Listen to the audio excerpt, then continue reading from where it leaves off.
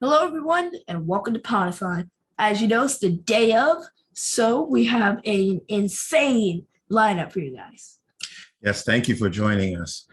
We are just excited to talk more about Podathon, and thank you for the donations that you've given us so far. But what we wanted to do is share with you, we had a great opportunity to interview the cast of Andor. We interviewed Kyle Soller, Adria Arjona, Genevieve O'Reilly, and Diego Luna. So please sit back and enjoy the interviews of the cast of Andor. Hi, I'm Keith. This is my dad, Kerwin, and we're from Father Son Galaxy. Hey, what's up, Keith and Kerwin? Hello Kyle, again. nice to meet you, Kyle. Very nice to meet you both. How you doing? All right, we're doing fine. Thank you so much. Keith has the first question. Yes, I do actually. So your connection with Star Wars is actually from your brother, right? You said you both watch The Empire Strikes Back almost every weekend. What is it about The Empire Strikes Back that you enjoy? Because it's my dad's favorite movie too. Hey, well, that's a really great question. I think as a kid, when I was watching the original films, but specifically Empire Strikes Back, there was something about the impossible being possible. And I was taken away into this fantasy world, but it felt incredibly real. And it felt like, oh, that could happen one day. But it was also peopled with all these kind of extraordinary things. And then at the same time, the battle scene on Hoth with the AT-ATs and stuff, like I just loved that as a kid. I loved the snow. I thought, it was an amazing new planet to kind of be a part of. And it's right in the middle of that original trilogy, right? So you're really getting deeper into understanding why these characters are the way that they are. And yeah, I think that maybe was the reason. Okay. So you were born in Connecticut and you attended the College of William and Mary, Virginia, but then decided to go to the Royal Academy of Dramatic Art in London. What made you want to change professions? Great question. I'm still trying to figure that out, actually. I think I'd always done acting growing up, but I did it on the side. And then when I got into college, I wasn't focusing on it. And I think I just knew something was missing. And there was another route that I think I could maybe be taking.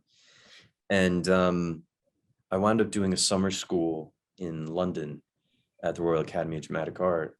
And honestly, Keith, it was like a light bulb universe moment. It was like somebody just went, you're in the right place.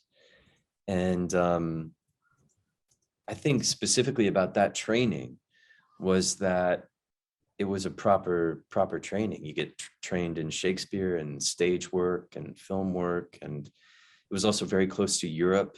And I was always interested in European art. I studied a lot of art history. And so that was a big draw for me to be closer to Europe. But then also European film. I had a real kind of like appreciation for that too. And so I thought, maybe if this feels right, then I'm like maybe in the right place to do this training where I can kind of just completely, I can do a 180, and everything I've done up until now in my life will help me be an actor, but I'll take this turn off the highway and jump into the unknown and see where it takes me. In a recent interview, you described Andor as a 70s spy thriller. Now, I wanted to know, is there a film in particular that you compare Andor to, a particular spy thriller from the 70s? Oh man, I think not one in particular. I think the influences are far and wide with Tony Gilroy. I mean, he's kind of a master at blending different genres together. And so I wish that there would be one to say, but I think it's a number, man. I think it's got elements of all the good ones. Yeah. Yeah. I guess intrigue and espionage, not Right. knowing who to trust. Well, exactly. That everybody could be compromised, and everybody is in this kind of like state of flux. There's a surveillance state. People are figuring out who to trust, who not to trust. They're taking risks. They're figuring out whether they should sacrifice themselves for their beliefs.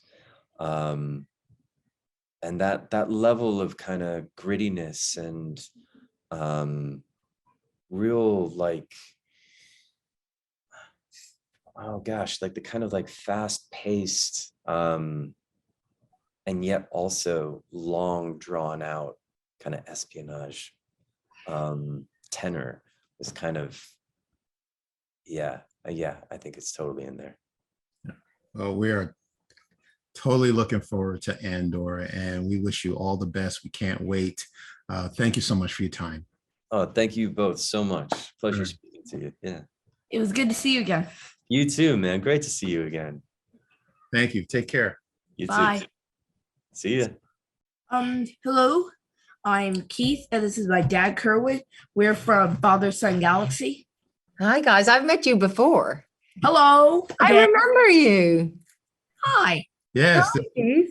yes. I didn't get the opportunity to meet you, so good to see you. Thank you so much, Genevieve. Nice to see you. All right. Okay, so I wanted to ask you, who were some of the actors that inspired you when you began your career? Well, that's such a lovely question.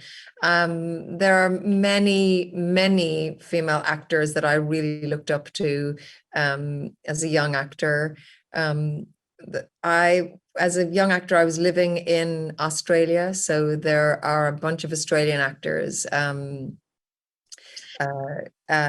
Kate Blanchett, Judi Davis, Helen Mirren, Judi Dench, Jacqueline McKenzie, Rachel Griffiths. I have so many women that I look up to as an actor. The list, we would run out of time if I said all of them. But I would also have to, just because we're talking about Star Wars, I have to name Carrie Fisher, because her work as Princess Leia really inspired me as not just a young actor, but also as a young girl. Okay. Are there any actors you'd like to work with in the future? I mean, all of them.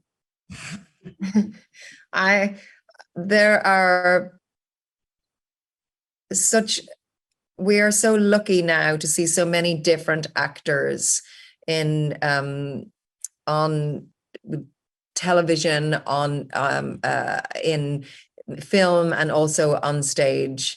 I have great respect, deep and great respect for many of my fellow actors. So I would love to continue to work with people who work hard and are collaborative and who are generous and who are kind and charismatic people and who are interested in doing great work. Mm-hmm. Genevieve, in Andor, Mon Mothma will be carrying a heavy burden in trying to form a rebellion. Will we see her strike a life balance? In other words, will she have a personal life where, she's experiencing dark times, but also experiencing some happiness and laughter in her life? That's a really interesting question. I think we meet her at a moment where there's not a lot of happiness. Oppression breeds rebellion. That's where we begin, Andor. Many different characters in many different ways are oppressed by a dictatorship, by an oppressive regime. And Mon Mothma works within that Senate. She works within the Imperial Senate, but she really believes in democracy. She really believes in people having a voice. But she can't even create a space for that anymore. Palpatine's government is such a dictatorship that she has to step outside it, that she has to risk everything that she's ever worked for and everything, all of who she is, in order to build that rebellion. So if there's comedy, it'll be dark comedy. Let's just say, if there's light, I'm not sure there's a lot of light in there.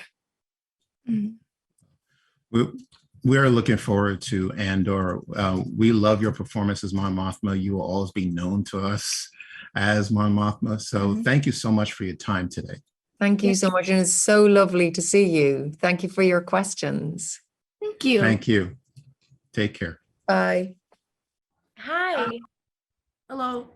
So I'm Keith, and this is my dad, Kerwin. We're from Father Son Galaxy. Hi, Adria. Hi, how are you? Hi, Thank good you to for be- saying my name so beautifully. Not a problem. Not a problem. Thank you so much. It's a pleasure meeting you. Yes. So nice to meet you. So I have the first question, which is, how'd you find out about the role in Andor, and how long did it take you to get, the offer to play Bix Colleen in Andor? I love that question because it's a crazy one. I auditioned knowing that it was Star Wars. I feel like you could kind of sense that in the script. You're like, oh, this feels like it's in a galaxy far, far away. There's no way that it's not. And I read for it, and then I went in. They tested me in London. I flew to London, and I'm so nervous. I'm a huge fan of Star Wars, and as a fan, I really didn't want to mess it up. And I went in. I did the scene with Diego, and before that, I call my mom, and I'm like, Mom, I don't know if I should go. I'm so scared. I was in Paris at the time. It was middle of the pandemic. I'm like, I don't know what this COVID thing is. What is it? And my mom told me, Adria, you could be a swan and swim in a lake of poo-poo and not be stained. Let the force be with you, my daughter. And she hung up the phone on me, which, if you know, moms don't hang up the phone ever. They like to stay on the phone for hours. And I was so impressed by that. I was like, I guess I'm going. I ended up going to London. I was nervous. I sit down. I have the scene with Diego, the first scene that you see Bix in. I have that scene with him. Tony tells him to leave the room. And then I have another scene. And then he stays quiet in the room. And I'm like, I messed up. I completely messed up. And then he looks at me and goes, welcome to Star Wars. So there was it was like, wait, what? I'm in? I got the job? And it was so confusing. And I feel like he changed my life within 5 minutes. And that's really all it took. And he, when you audition for Star Wars, there's so many protocols that you have to go through. And he just does things different. That's an incredible story. Wow. Thank you for sharing that. So Star Wars is about family and community. You know that as a Star Wars fan. Could you provide any examples about how the people of Ferris have come together to support each other during a time of war? Yeah, I feel like in Ferrix, there's a camaraderie. There's you can tell by when you're in Ferrix that there's no socially, economically, they're all the same. Everyone, no one's better than anybody else. No one's succeeding more. It's about exchanging. It's about partnership. It's about camaraderie, right? And I think that when they're at a cusp of a revolution, which is at the point in history where they are at, I think everyone starts, their moral compass sort of starts getting questioned, right? It's like, am I going to be part of the movement? Am I not going to be part of it? Am I going to be brave? Am I going to do, where do I stand, or where's my place in this? And I think you don't mess with people from Ferrix. You just don't. They're too tight. And I think there's a deep thing culturally that if you're from Ferrix, you're from Ferrix. You do things different. You act things different. You don't take a no. You were very against oppression because they're so used to being kind of ignored by the empire that now, if they come in, they're like, wait, hold on a second. This doesn't feel right. And they're secretive and they have a way of communicating that no one kind of can figure out, not even the empire. Can you tell us a little more about your character and Andor's character? Yeah, Biggs is an old friend of Cassian Andor's, and you can feel it. Like when they first meet, you feel that there's tension, you feel that there's history. Trust has been broken and rebuilt, and Bix is finally she's the owner of her sow yard. She's a boss woman. She is, she loves her job. She's in a relationship with someone that feels safe. It's like the love of your life and for your life. This is for her life. He's good, stable. And then, she's hopped off the Cassian roller coaster because he always leaves, right? He comes in and then leaves. And then when he does come, it's like, oh man, he's here again. And she's a good friend and she loves him dearly. And maybe if timing would have been on their side, maybe they would have been a wonderful couple, who knows. And when he asks for her help, she says yes, knowing that it's for her own detriment. And I think that's when Bix realizes the definition of bravery. Bravery means putting someone else's needs sometimes in front of yours, especially in this moment. Well, I don't know if you know this, but your fan base is already growing. We are rooting for you. We love the character, what we've seen so far in the trailer. So we can't wait to learn more about you. And we wish you the best. Thank you so much. Thank you. I appreciate it. It was lovely talking to both of you. Thank you. Thank you so much. Thank you for your time. Thank you. Bye. Bye. Thanks, Have a nice day. You too. Bye-bye. Yes, hi. We are Kerwin and Keith Yard of Father Son Galaxy, a Star Wars podcast. Oh, this is so nice. My best interview. I have this. Look. Diego. Man. Yes. Oh, for a moment I thought he didn't have a leg. No, it's all intact. You want to hold it up again? Just I was like, what did you do? What happened? Poor Cassian. Oh, I'm so glad you have it. Nice to meet you both. Thank you. This is truly an honor to meet you. So as you know, we're only a few days, like a week away from the premiere of Andor. How are you feeling? I'm feeling good, man. I'm feeling excited. I am pretty sure we've done everything we can to deliver a great show. We worked really hard to get here. We paid so much attention to detail and we spend hours and hours just trying to do something that would please the fans out there. And I think we got to a good point. Like it's amazing people working behind this show. The guy writing and directing is amazing. All or producing, I would say. The directors were great people. The way the series looks, all the designs behind it, they're amazing. And we have a fantastic cast. You'll see so many characters you don't know.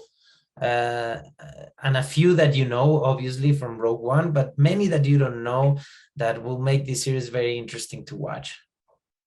Thank you. While we were doing your research on you, we understand that you were a child actor. How did you get started in acting? I started acting when I was 6 years old, really, really young. My father is a set designer, my mom a costume designer. So I grew up in theater. And I started working since I was very young. I kept going to school, but in the afternoons I would attend theater and be there close to my father's work and trying to belong to that world of storytellers and the troupe of theater that was always fun to be around with and exciting. And I understand now that you are also a director. Yeah, I direct and I produce and I act. I just like film and theater a lot, and I like working from different positions. I think as an actor you also sometimes need perspective, and directing is the most challenging journey I've had, but it's the most rewarding one. And there comes the moment where you want to tell your story. As an actor, you're a tool always for someone else's perspective, point of view, and it's great to be an actor and contribute and help someone tell the story they want to tell. But sometimes, and also if you've been doing it for many years, there's the moment when you think you're ready to tell your own story, and I've had the privilege of exploring that too. Yes, all right. Yeah, it's kind of cool that you've been acting since you were 6 years old, and Cassian's been in the rebellion since he was 6 years old. Yeah. Oh, you got that one. Good point. That's true, man. You're right. You're right. Gladly, my fight has been much more joyful than Cassian's. Mine is about creativity and collaboration, and Cassian's is about surviving and fighting for freedom. But yes, you're right. We started young. I don't recommend starting young, to be honest. I think, now that I have kids, I'm making sure my kids can be kids as long as it's needed, and sometimes working doesn't let you, suddenly it challenges you as if you were an adult, and that's not correct. And definitely for Cassian, I mean, he had to, he didn't had a childhood, that was taken away from him by the Empire, and that is something that makes this character find that kind of like commitment, with the cause and with the rebellion, because he went. I believe that if he thinks about change, he thinks about a galaxy where kids can be kids, and not have to become adults and fight anything, but just enjoy life, Well, we are so looking forward to Andor, and this is such a pleasure talking to you, Diego Luna. Thank you so much for your time. Thank you. Holy Skittles, I can't believe this is happening. Dream come true for all of us, so thank you so much. This interview has been so special, and I'm so glad to see both of you, and it's nice to see you guys sharing a moment like this, and thank you, man. You're the only person. I've been doing promotion for this show now for more than months, about 2 or 3 months. No one has asked about me starting to work at 6 years old, and Cassian talking about being part of a fight since he was 6 years old. That's a pretty cool question you came up with, man. Oh, thank you so much once again. Thank you. Yeah, thank you. Thank you. Take care. Bye. Bye. So we hope you enjoyed those interviews of the cast of Andor, which were previously mentioned. And now it's time to talk about the real stars of the Make-A-Wish Foundation and this Potathon, Larry and Caleb Smith. They were sadly affected by cancer. Caleb had cancer stage 4, and he was only 10 years old. But the Make-A-Wish Foundation helped him get through it. He's now 14 and survived the cancer. Yes, we want to share this special interview that we did. They're good friends of ours, great people. We're going to talk to Larry, father, and Caleb, his son, in regards to how the Make-A-Wish Foundation made an impact on their family. Hi, I'm Keith, and this is my dad, Kerwin, and we're from Father Son Galaxy, a Star Wars podcast. Yeah, we're here to speak with Larry and Caleb about their family and about the Make-A-Wish Foundation. Larry and Caleb, how are you doing? Good. Pretty good. Right. We're excited to be here and share this moment with you all. Thank you. Thank you so much for being here with us. So Larry, you and I we've been friends for a very long time. We go back a long way, back to the 90s, right? Yes, sir. Yeah, even before we had children. Yeah, how about that? Yeah. So tell me about your family. Yeah, so we are a family of 4. So I have Caleb here, who's just turned 14. My daughter Sydney, who will be 17 in a couple weeks. And of course, my wife Laverne. And my wife Laverne and I, we've been together for over 30 years. Wow. We met when I was 17.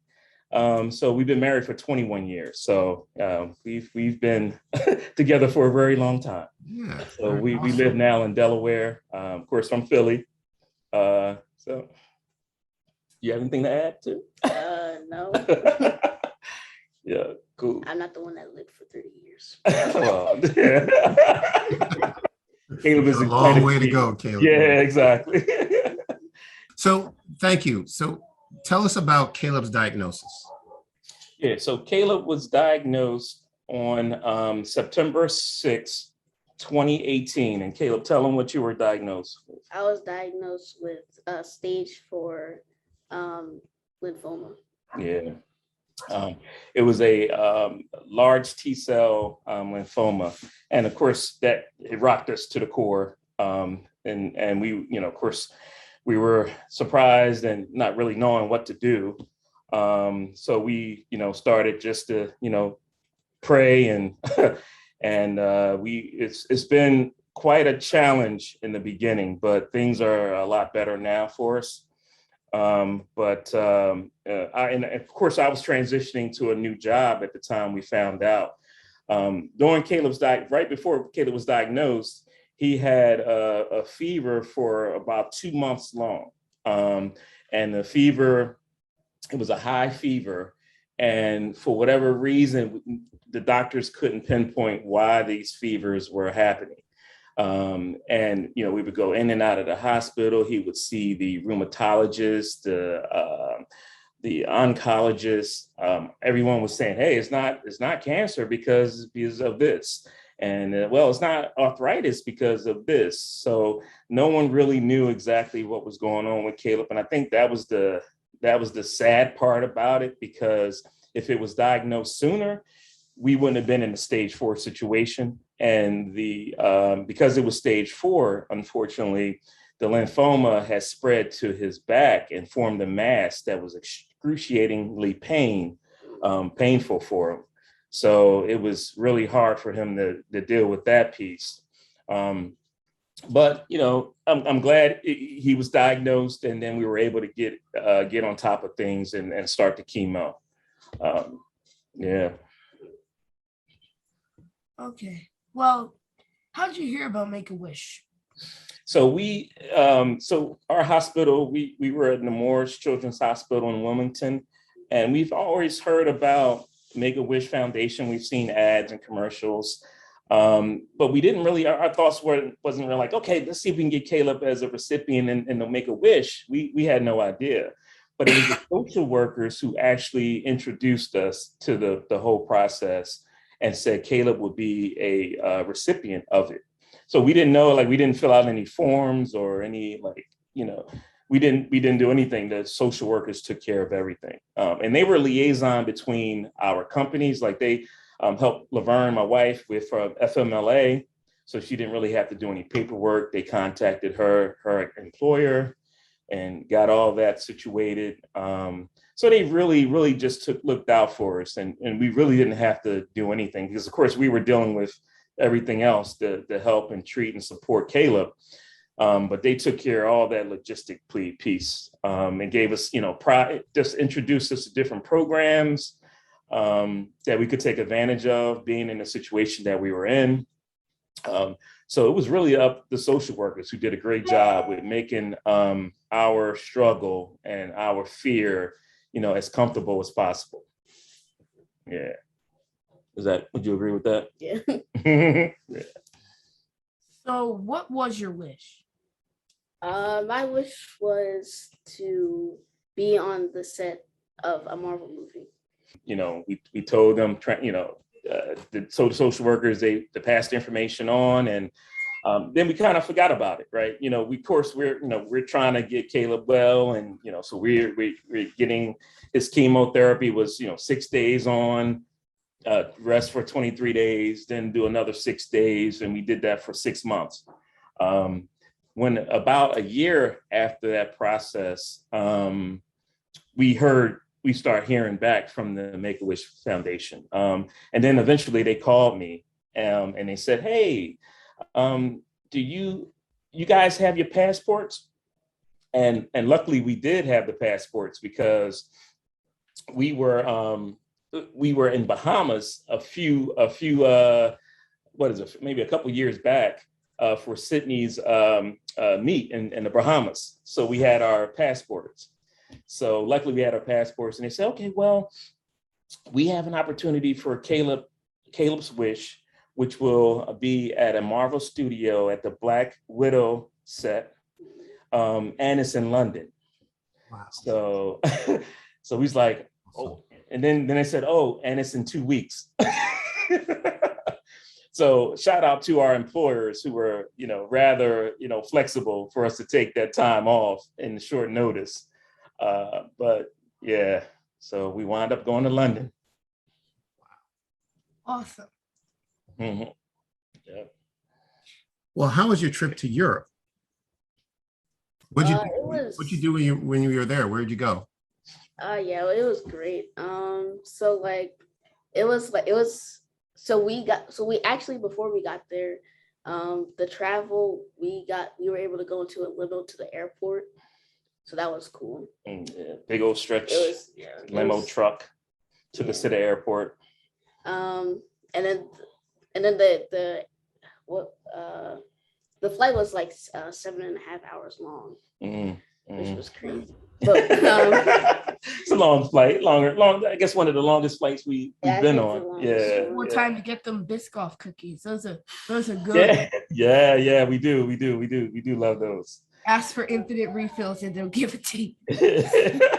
Indeed, for a 7-hour flight, yeah. And then so when we got there, we were jet lagged. We were like really jet lagged. Yeah, we were. Yeah. And then, but like I think, on the first day, what did we get to eat? I think we just went downstairs, right? Yeah, I think we just went downstairs from the hotel. Yeah. So the first day was just rest, pretty much. But they had a whole itinerary for us, the plan for us. Caleb could only do like him and one parent. So all of us couldn't go to Pinewood Studios. So this is the Pinewood Studios.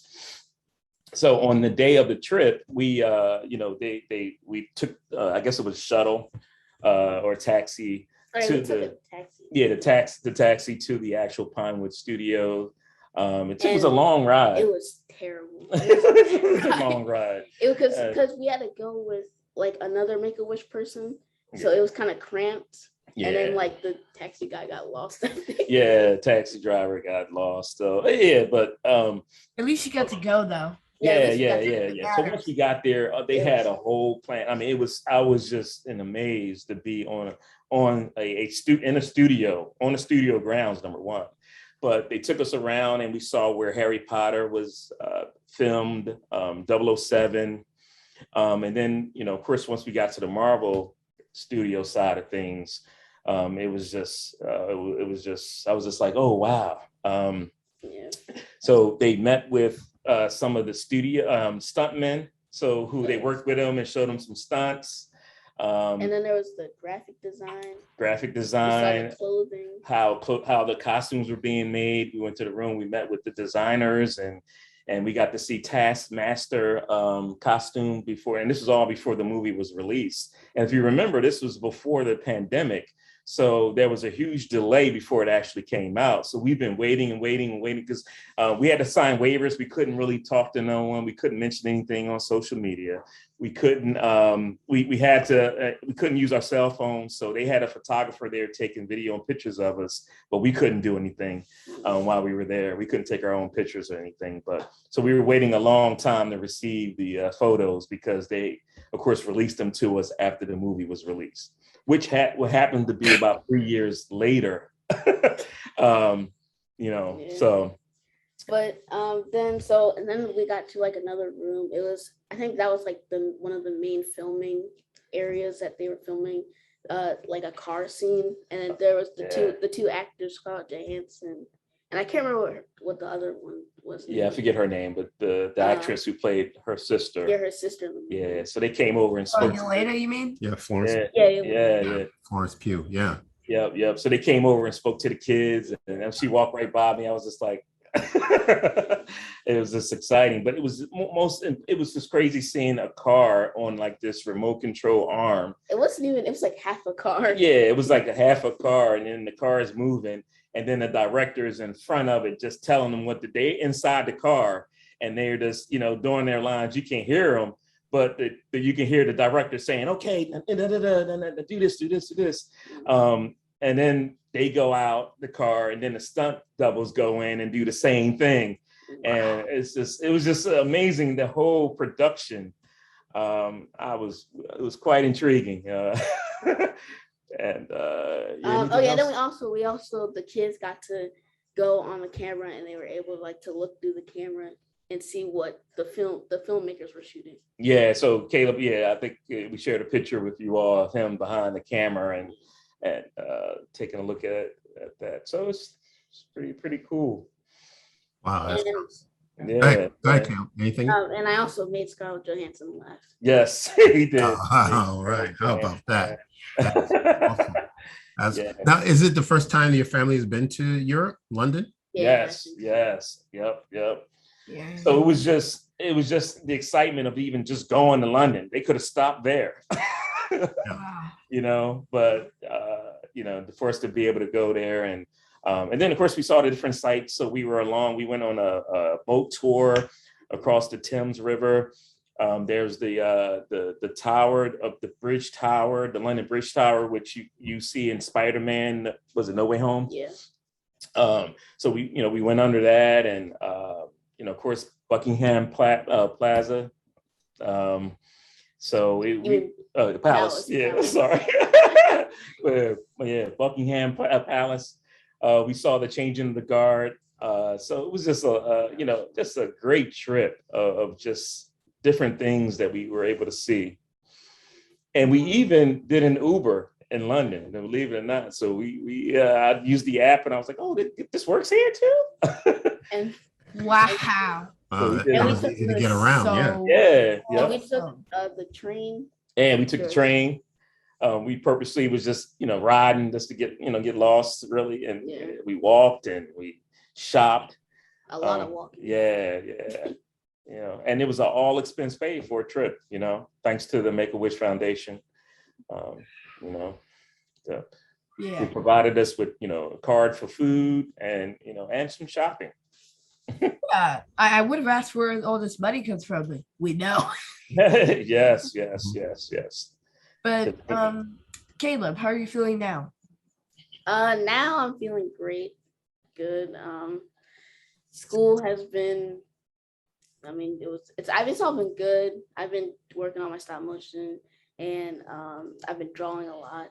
Mm-hmm. Yeah. So Caleb is 4 years now in remission. He's now part of this survivorship program they have at the hospital, where he has a survivorship nurse who's coordinating with other doctors. He now sees a cardiologist who just wants to make sure, because of all the bad and the strong chemotherapy that he was exposed to, that wants to make sure the heart is okay and that Caleb is keeping a good weight through this transition as he grows. So it's an awesome program. And being in the survivorship is really indication that we're kind of out of the woods now. So that's a blessing in itself. So. And, did you ever think about just, as a family starting a club to help, other cancer patients, kids who are going through chemotherapy, kids who are like you, just to start kind of a club, maybe at the hospital or at a rec center or something, just to help them go through it, let them know everything's going to be okay. Because you survived it. You were a cancer patient, went through chemotherapy, and you came out okay. That's a great question. Actually, I have a program with the hospital, but we haven't heard anything else about it. But there's a program where they asked Caleb to be a support person for someone else that has cancer. Remember they asked you? Yeah, they did. Yeah. So, of course he volunteered. So we're just waiting on, the next move for that. And then there was even a thing with the siblings for the kids with the cancer. That my sister went to. Oh, so it was a different program. Yeah. But great question, Keith. Yep. So he's on the list to help, or to be I forget what they call it, someone that can assist and what they call it. Yeah. Someone that can comfort them. Comfort them, and they've been through the same process because it's a process, right? I often talk to the other parents. I remember when we were going through it, we were like, hey, this is one kind of community you never want to be a part of, right? To have your child facing mortality with a cancer diagnosis. But it's, we're here now. We're in the community, so we just have to make the best and uplift each other and, encourage. each other. But the Make-A-Wish, again, is just programs like that and the social worker efforts and how, they helped. I mean, it's those programs that really help and can make things, because of your struggles, because of how difficult things are, they can just help you make it a little bit more smoother, Yeah, that leads me into our last question. For someone who may not be familiar with Make-A-Wish Foundation, what they do, and why should they donate to Make-A-Wish Foundation, what would you say to those people to encourage them to donate? Oh, yeah, I would say do it. Again, you don't know, you hear the ads, you see the commercials, you just don't know how much it can just make a kid smile. I mean, these kids are struggling. I mean, we were in the hospital and we would hear the alarms go off, code blue. Yeah. We can hear the kids, some kids that are unfortunately succumbed to their cancers. And that whole cancer floor is like, we walk by it just to, go to the laundry room, go to, the calf or go to the restroom. I mean, we see these kids are struggling out here. And if there's something they can just have to put a smile on their face, and just to make their day a little bit brighter, it's awesome. It means the world to them. Yeah, so I will always support Make-A-Wish Foundation. Caleb, do you have anything to add to that? No, not really. Just, the kids should be able to do it. Mm-hmm. Yeah. What would you tell them to donate for people who want to donate to the Make-A-Wish Foundation? Would you tell them to? Oh yeah, they should donate. Yeah. Because that's the thing. Like, you don't know, like, what will happen to your kid too. So you should always donate to it. Yeah. Because you never want to be in this situation. Yeah. And having your wish fulfilled. Yeah. How did that make you feel? It made me happy. Yeah. Wow. This is an incredible story. I thank you, Larry and Kayla, for sharing this story. I know it's not an easy story to share, but just thank you. And Kayla, we're just so glad that, you're healthy. And, it sounds like you and Keith have a lot in common. So we're going to need to catch up and keep in touch a little bit more. Yeah. So we hope you enjoyed our segment of the Podathon. Thank you for watching. Thank you for supporting us and the Make-A-Wish Foundation by turning out to see the show. Yeah, there's still more to see. So we ask you to continue to tune in. Please continue to donate and support the Make-A-Wish Foundation. As you can see, they are very important to giving happiness to families who are impacted by illness. As you saw in the Larry and Caleb story. Exactly, yeah. So thank you so much for joining our segment. Continue to watch, and continue to contribute. Check out the rest of the Podathon. Well, next time, take care, and we will see you again.